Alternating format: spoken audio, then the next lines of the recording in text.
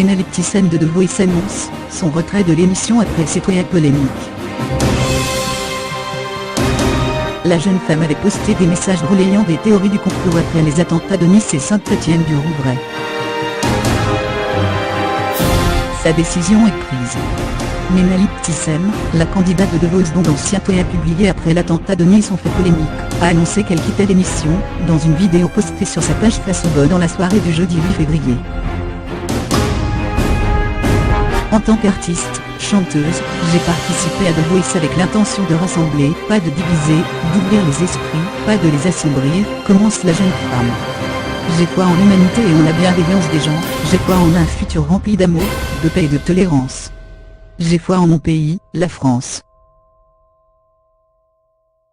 Face caméra, la native de Besançon dit vivre très difficilement les tensions survenues ces derniers jours.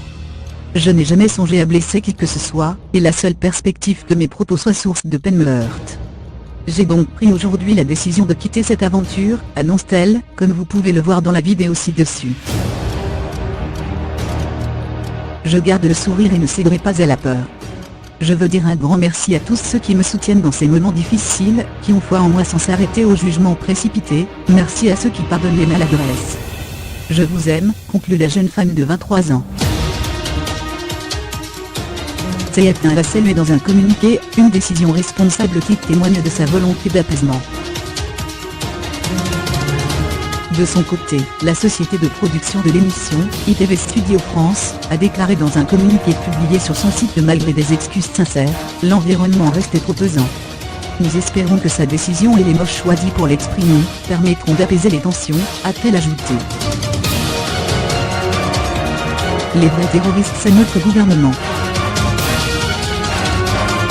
Candidate de la deuxième série des auditions à l'aveugle du télécrochet de TF1 le 3 février, la chanteuse d'origine syrienne, avait fait forte impression avec son interprétation, en anglais et en arabe, de Alluja.